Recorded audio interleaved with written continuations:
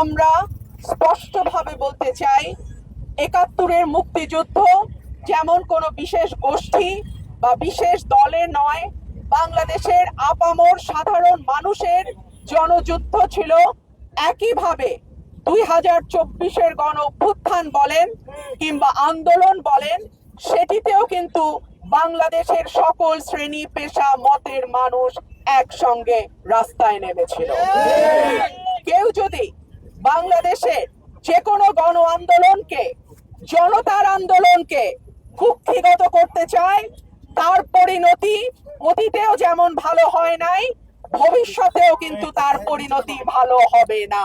যেই রাষ্ট্রে প্রতিদিন 2 জনের উপরে মানুষ খুন হয়, যেই রাষ্ট্রে দুর্নীতি, দুঃশাসন, টাকা পাচার, ব্যাংক লুট, ঘুষ, কোন রকম কোন অন্যায় বন্ধ করতে পারে নাই, সেই রাষ্ট্র কেন সিনেমা বন্ধের মদত দেয়?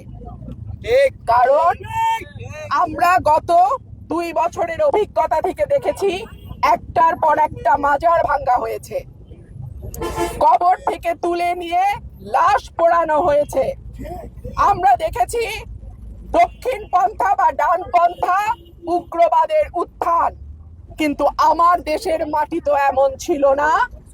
এই দেশের মাটিতে আজানের ধ্বনি যেমন সুমধুর ধ্বনি আমরা শুনেছি, আমরা বাউল গানও শুনেছি। এই দেশের মাটিতে সকালবেলা যেমন কোরআন তেলাওয়াত শুনেছি, আবার বিকালবেলা হারমোনিয়াম নিয়ে ছোট ছোট বাচ্চারা গান প্র্যাকটিস করেছে, সেটাও আমরা দেখেছি। তাহলে এই বাংলাদেশকে কারা এই বাংলাদেশকে মৌলবাদের ভূমি বানাতে চায়? এই প্রশ্ন আজকে আপনাদের মাধ্যমে আমি রেখে যাচ্ছি।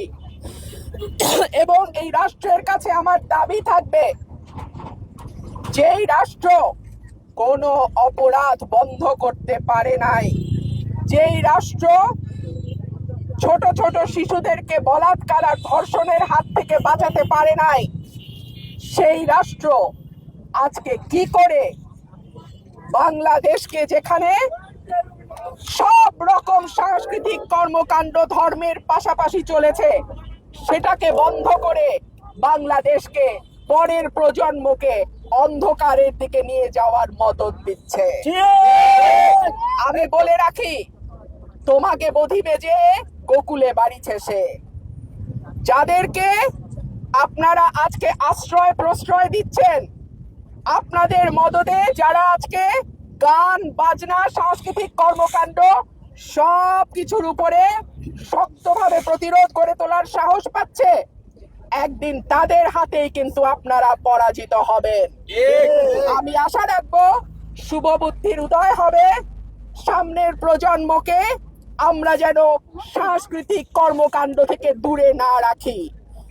মানুষ এবং সৃষ্টিকুলের অন্য প্রাণীদের মধ্যে পার্থক্য হলো মানুষ চিন্তা করতে পারে, মানুষের সৃজনশীলতা আছে, মানুষ গান কবিতা লিখতে পারে, ভালোবাসে, তাদের মননশীল উৎকর্ষতা তারা তৈরি করতে পারে।